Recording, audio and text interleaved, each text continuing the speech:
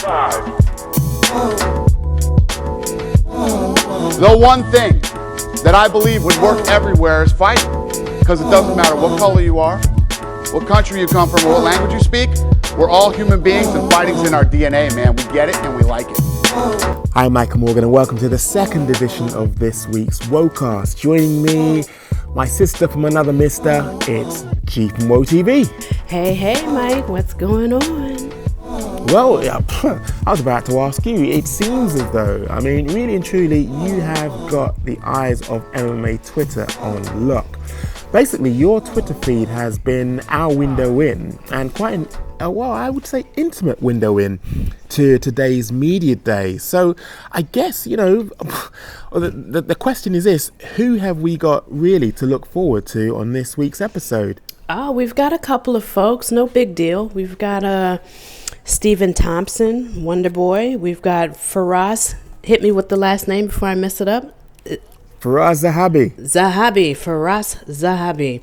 And how many times did you have to practice that before you spoke to him? Come on now. Listen, I didn't practice nothing. When I said his first name and then I gave him the mic and said, you say your damn last name because I'm going to mess it up. So that's how we did it. That's how we circumvented my last name issue. And last but not least, we had a very interesting conversation with the one and only Kevin Lee. Okay, well, put it this way, not minor players then. You got some quite big names. I suppose, what would be good? If we started off, from what you said, this was a pretty intriguing interview anyway, but if we start off with Stephen Thompson, sounds like that would be a very good place to start. And hi, Stephen, how are you? Doing good. How about yourself? I'm doing great, and I'm so happy to be here with you. So let me ask you, I know you saw the Mike Perry fight against your opponent. What were your thoughts on the fight? I thought it was a very good fight between the both of them for sure. I had Mike Perry winning the fight up until that flying knee. I think that flying knee definitely changed the thoughts in the judge's eyes and gave it toward Vicente Luque. Both a tough fought fight for sure. Yeah, for sure. I totally agree with you. Now, what do you think Vincent Luque brings to your fight, brings to the table that you probably need to address or that you need to be cognizant of? Well, number one, he's a very tough opponent. I don't think it's going to be easy to put him to sleep or to knock him out. Very tough. He's got good boxing, good Dutch kickboxing, and he's got good counters. So as soon as you touch his guard, he's ready to fire back. Absolutely. Now, as you already know, we got a bad mother effer title on the table tonight between Masvidal and Diaz. What do you think of that type of kind of fun, made-up kind of belt? I think it's pretty cool. Both those guys deserve it. They've been in the game for a long time, so maybe they deserve, their own belt, I guess. But, I was thinking the other day, 5-10 years ago, that would never even been thought of. So it goes to show that the game is changing. It's kind of got that WWE vibe. Yeah. But, the fans are loving it. The fighters are loving it. So let's go see who wins the belt this Saturday. We find out this Saturday. And the WHOATcast has like a little following on MMA Twitter. And I have two followers here that wanted to ask you a question. And it's from Hayden and Darren Carson. They want to know, would you ever be interested in doing the nicest mother effer fight? Because they think you're the nicest MMA fighter in the world. And who would be your opponent? Oh my goodness, that's a good question. Thanks for nominating me for that, by the way. But I don't know, maybe Mr. Rogers? I think you'd kill him, though. Right? I have no idea. I know me and Max Holloway kind of went back and forth a little bit, just kind of joking around on fighting for the nice MF belt. So it was fun. Yeah, I actually think this, because I just spoke to Vincent Luque, I actually think this could be the nicest MF belt right here for you. He just strikes me as a very, very interesting and intriguing guy, away from the cage. Were there any takeaways for you, on listening to that? Oh, yeah, it's not just listening, it's also being there. Like, he's really close to his dad, and his dad even jumped into, some of the conversation that we were having. So that was pretty cool. But I think, what intrigued me the most, believe it or not, is when we had our two MMA Twitter users jump in the conversation and ask him about the nicest motherfucker belt. and also how he feels about the BMF belt. And what I got from it was that, because I was there, from his body language and his facial expressions, he liked the idea for Masvidal and Diaz, but he didn't seem too keen on the WWE aspect of it all. Like, you could just tell he was like, it's cool for this one time. That's what I was getting from him, which I thought was really interesting. He's a really positive guy, fun-loving, but you can tell he draws the line with how far this is going to go. And I say that from facial expressions and body language, and that's what caught me the most during the interview, you know. Did you get a chance to speak to him about, you know, who he feels will be the winner between Darren Till and Kevin Gastelum?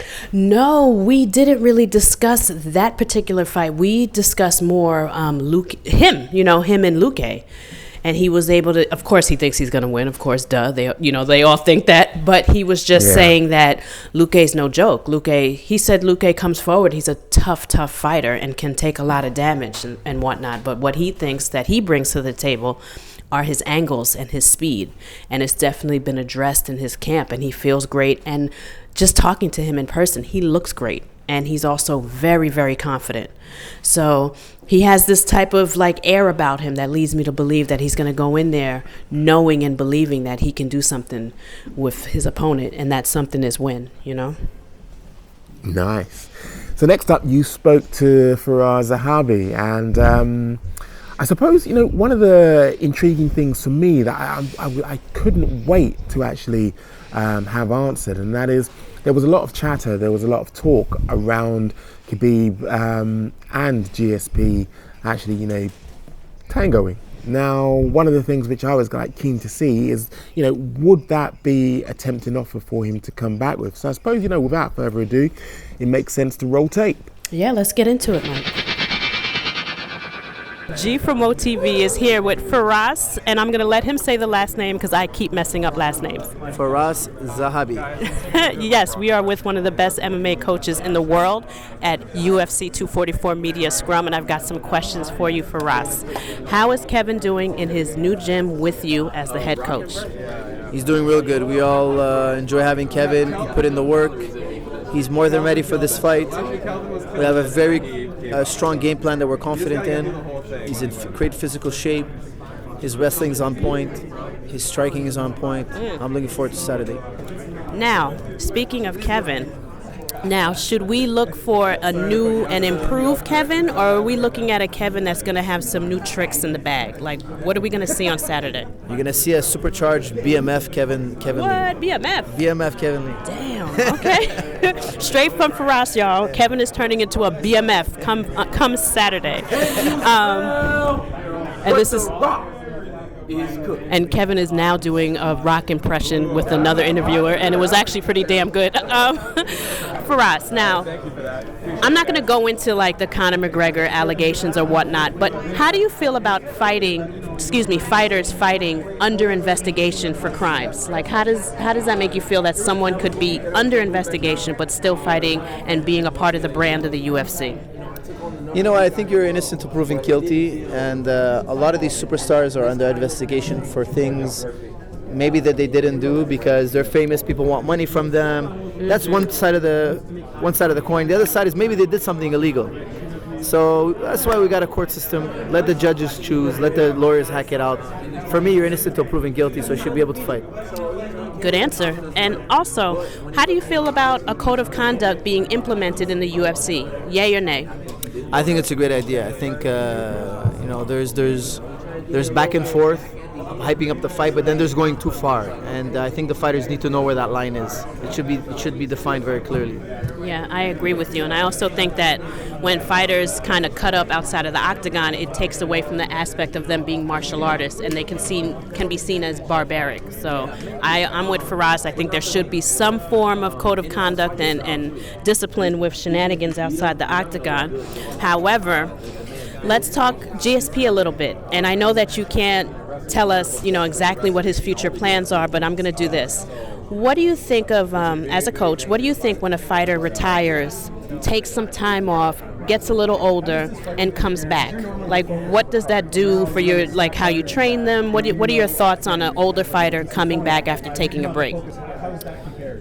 Well, when you're just training for fun, it's a totally different training than when you have a fight date. When you have a fight date, it's totally different. Now we're ramping up intensity slowly. We're getting the weight in check. We're balancing out a lot more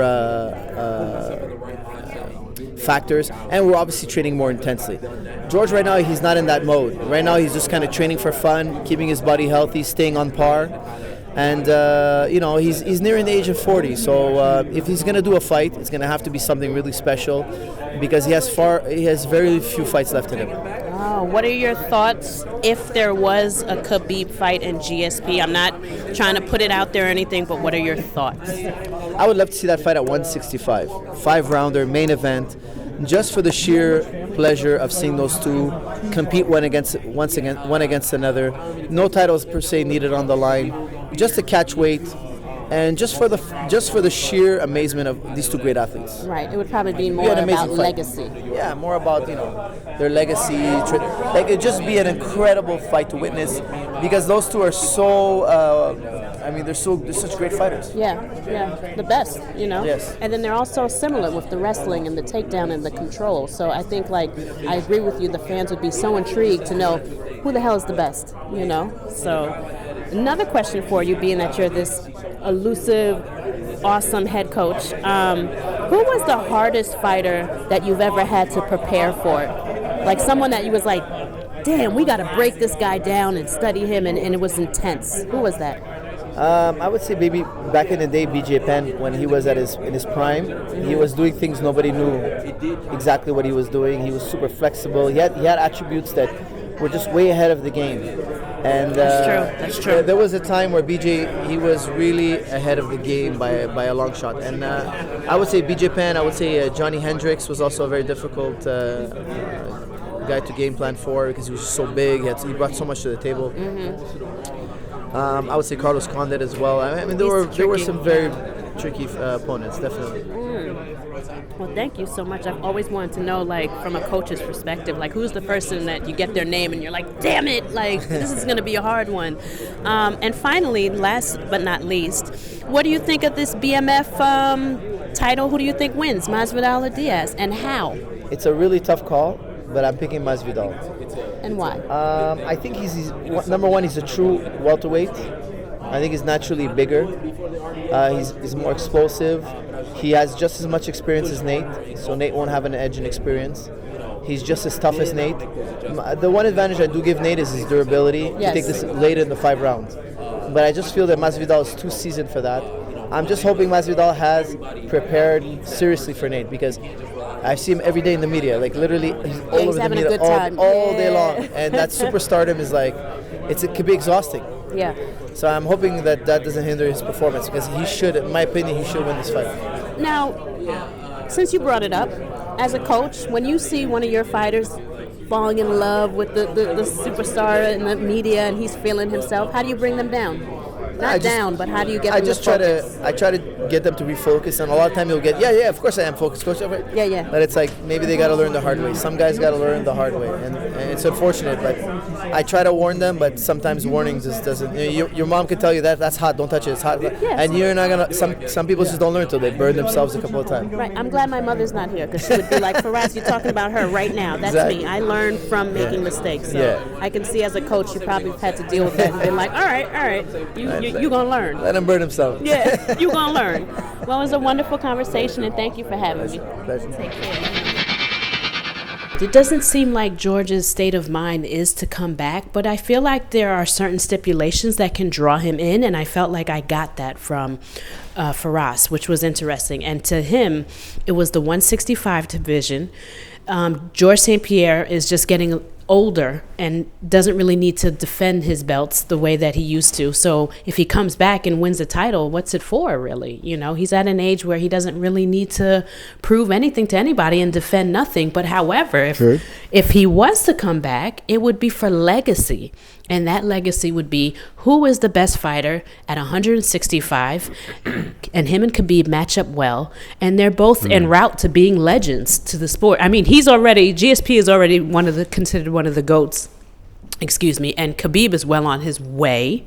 You could start to make an argument for that. So sounds like Firas is like, if we come back, if George gets in the camp, it's going to be for a big deal. It's not going to be to defend the belt and then go on vacation or defend like he's young. If he comes back, if these old bones come back, it's for legacy, so because those old bones can still fight. Like Firas sounded very self-assured with his fighter.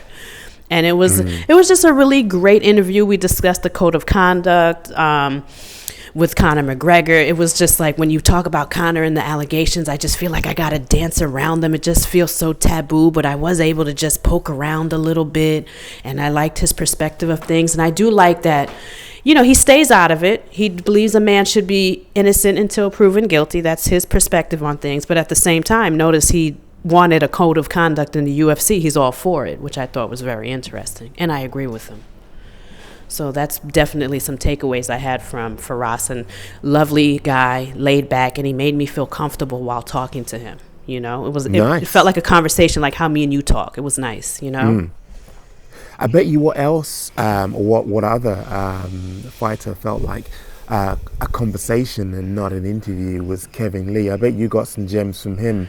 Oh, first and foremost, like that whole persona of him being like arrogant and like wild and looking like Jimi Hendrix was just thrown out the window. It was debunked. Like I felt like he was just like a sweetheart. He was just a nice guy. And of course, immediately, because I just felt so comfortable around him, we discussed something that I like to discuss, and it can be a hard topic to discuss, but I tend to talk about race a lot. That how do you move forward in a country that's racist, or with a history of racism, without talking about it? So, and rightly so, because I would have thought that it would be hot on the lips of many people in the States, considering the current climate, and considering what seems to be almost palatable or made to be palatable by I hate to say this, your own president has made it palatable to have these discussions, but people just sometimes don't want to have them. Oh, don't bring politics into MMA. Well, they're here. Our very controversial president is coming to this fight. Yet you damn right we got to talk about it. But anyway, back to Kevin. I wanted to discuss almost black empowerment, or just like, what's it like being like a black guy in the UFC? Do you feel like how most African Americans and black people feel here, that we feel like the underdogs, and that we have to work twice as hard to do what an average white person can do, and we work twice as hard? And I liked his answer. He does feel like that way sometimes, I gather, but he does the same thing that I do, that I can relate to him, is that you just keep it moving and you work twice as hard, and working twice as hard makes you a better person, a better fighter, and you use that motivation, even though it sucks, it's unfair, but you use it to your benefit. And to me, Michael, that's relatable. Even though I'm not a fighter, we're both black and we can relate to that. I thought that was awesome. 100%. Yeah. What's really intriguing is, a lot of what you just said there, in terms of my upbringing, I mean, that was the narrative that, that was basically drummed into me on a daily basis. Growing up in a white society, you're going to have to try twice as hard and use that as your motivator. And it's just interesting. You're, thousands of miles away with exactly the same lived experience. It's incredible. Yeah, and that's why, like, I didn't feel like I was discussing something controversial with him. It wasn't like, I didn't feel inappropriate. And there were trust me, Mike, my mouth on Twitter. There are questions I want to ask that could probably get me booted out of the media scrum and banned, but I behaved. But when it came to this, like, what's it like being a black guy in the UFC? I felt comfortable doing it. And then at the end of the conversation, it was relatable. He even gave me advice on MMA trolls. I told him about like my little mishaps with the trolls, and how when you get popular on Twitter, people come for you, and he gave me advice on how to handle it. So interesting. Yeah, it was really cool conversation, and it was just a nice experience to have. It was dope. Well, I suppose without further ado, let's hear from Kevin Lee. Yeah, let's do it. I just want to get straight to it. You're an African American male, Yeah. and you're fighting in the UFC. Do you believe that it's harder for you as a black man to be successful in this organization? Because, I mean, let's face it, I'm African American, as you can see, and I feel like we're the underdogs. Everything we do is twice as hard in comparison to other folks. Do you agree with that in the UFC, or is this like an equal opportunity type of place? You know, I do, but I also kind of get it a little bit. Yeah. The UFC is about the green, they're about the money, and it's up to us to educate our people on supporting us. You know, you look at somebody, just to use Conor McGregor for an example. He shows up for his first UFC fight, and there's 3,000 Irishmen there. Yeah. Can I blame the UFC for looking at that and then, you know, and not taking advantage? Right. It's very hard to, you know. You're right. We are always the underdog. We got to work twice as hard. That's just a fact. Absolutely. Even on this fight card, you know, I look at it and somebody like Darren Till is headlining it, and the man's coming off 2 knockout losses. You've never seen me knocked out in my career, Exactly. you know, and you never see me uncompetitive in a fight in my career. But I've got to take on a guy he's taking on a guy who is coming off a title challenge, really big name and everything. I've got to fight the guy who's undefeated, coming up, who's going to try and make a name off of me. So That's a dangerous fighter, Kevin. Yeah. It's much more dangerous. Yeah. But I'm used to this. You know, I've done it many times in my career, and I feel like I step up to the plate each time. Yeah. So even if you did feel like that, I know for me, when I have to work twice as harder, it makes you a better person anyway. Yeah. And that's why I feel like black people are so fly anyway. We got to work twice as hard, so we come out bow, we on top of things. So just my little tidbit. I feel like that's gonna shine through. You know, that's what's been shining through in my career. Yeah, I can look at it a lot and say kind of woe is me. I wish. Why would you? I wish. Yeah. But I wouldn't trade me for Neither would I. Yeah. I'm the shit. You know what I mean? Facts. I just feel like that.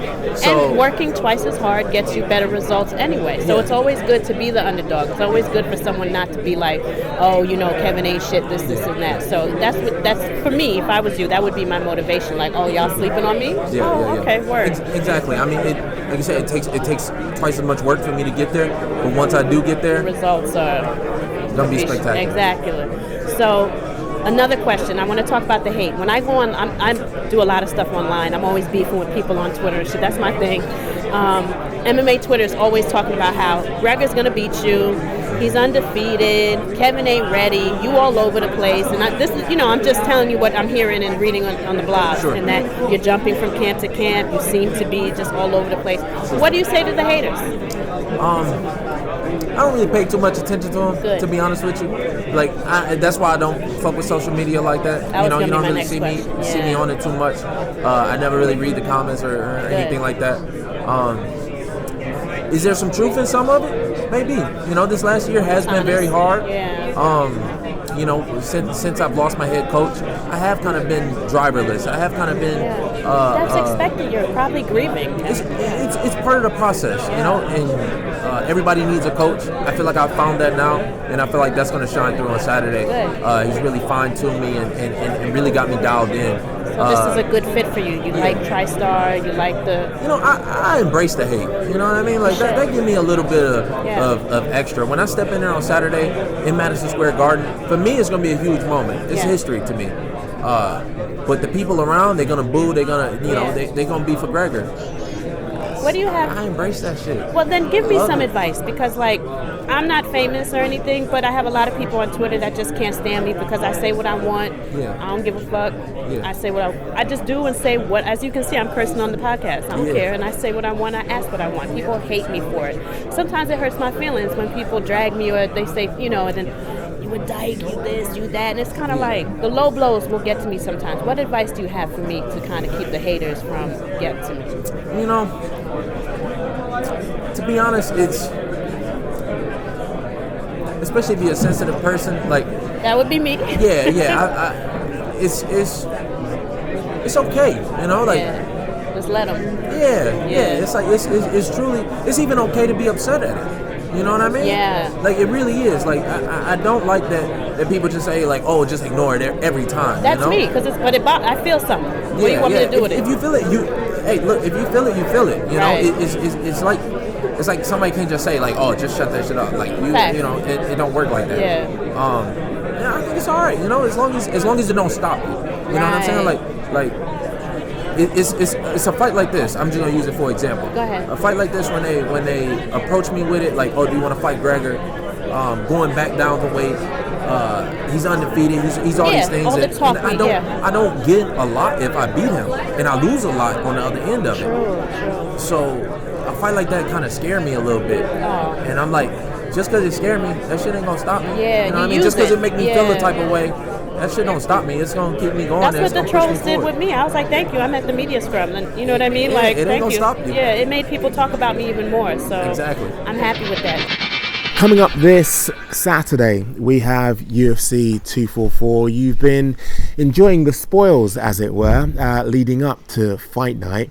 Now, what we're going to do is take a very, very quick canter through the main and co-main. For me, I like the fact that, you know, the UFC have been very, very clever with this in placing Darren Till as the co-main event. They've definitely got the attention of the Brits because him being a Brit favourite, but I'm going to have to break ranks. I'm going to have to be that guy. I'm not actually going with Darren Till.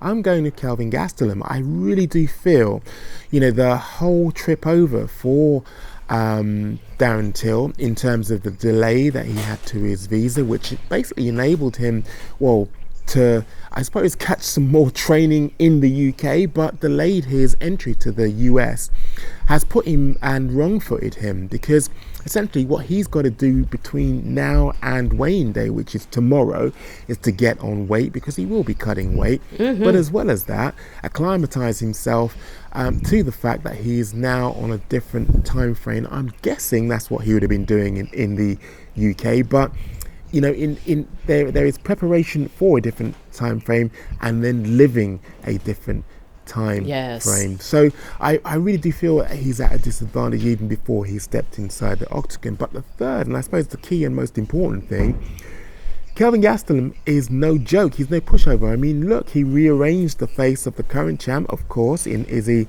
Adesanya. But the fact is, you know, he hits like a truck. And I really do feel, you know, with the added bonus of wrestling, and we know that, you know, Darren's wrestling hasn't been on display, and it hasn't been on display for a good reason. He is efficient in his stand-up game, and he, you know, comes from a Muay Thai background. The fact is, I think that all of that just points to a disaster for Darren Till. I'm really quite confident that, you know, Kelvin Gastelum is going to get this done within the first 2 rounds. It's going to be a stoppage in some way, shape or form, whether TKO or KO.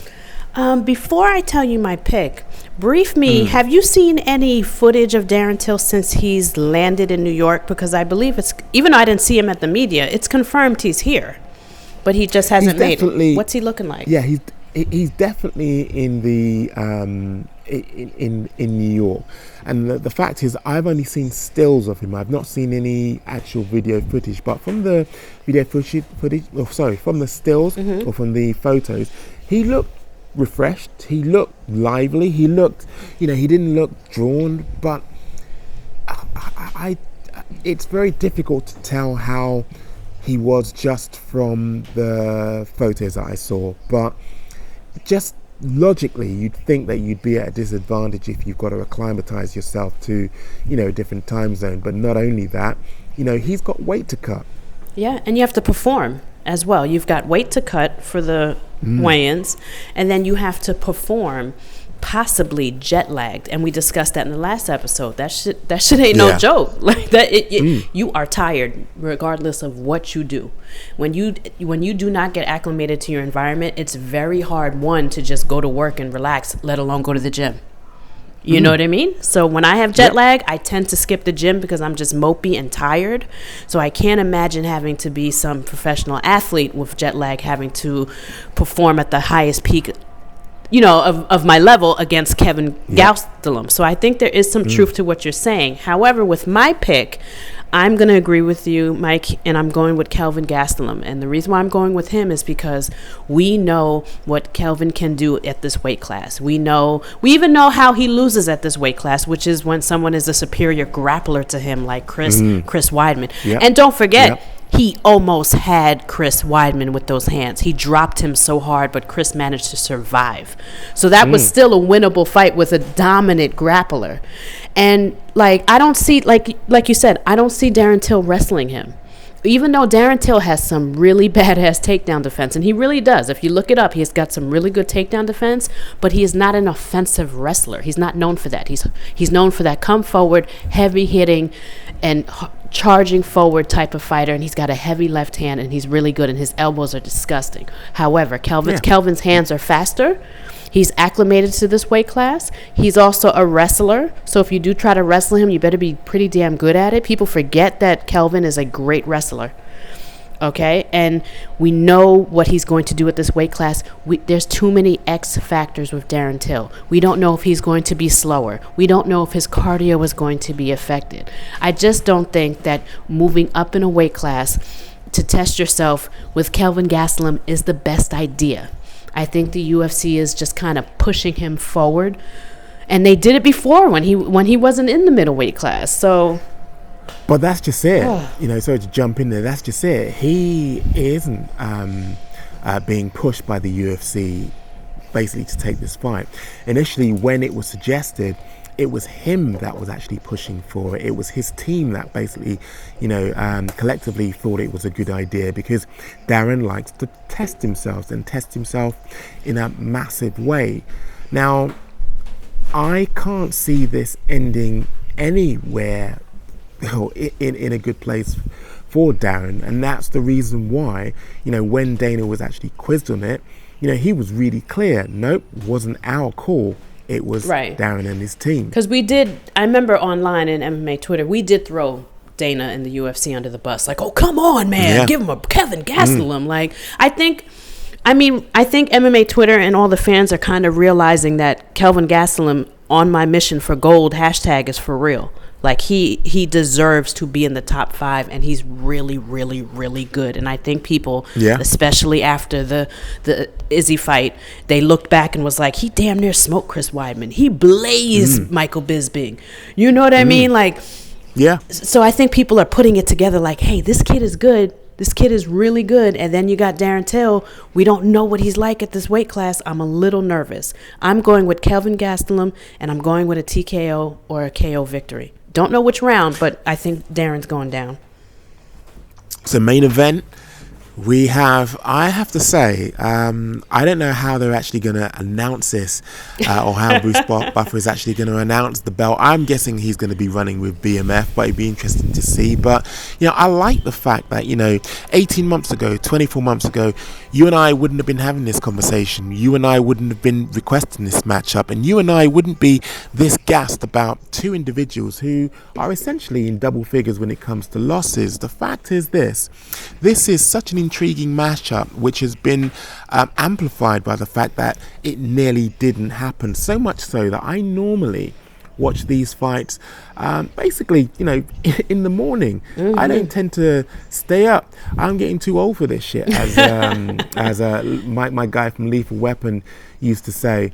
Now, Danny Glover. Now, for me, it has intrigued me to a level, to a height where I am actually making that call, making that life decision to actually stay up. I'm going to be watching this from start to finish. Not only are there items on the prelims that I want to see, but this whole concept of this BMF belt has got me intrigued to a certain degree where I want to watch it live. But in terms of my pick, I have got Jorge Masvidal picked out for victory. I don't see him finishing Nate Diaz. No. I just, for me, in terms of Nate's durability, his workhorse ethic and his come forward style, and just the fact that his cardio is just incredible. I don't know how you would finish Nate Diaz.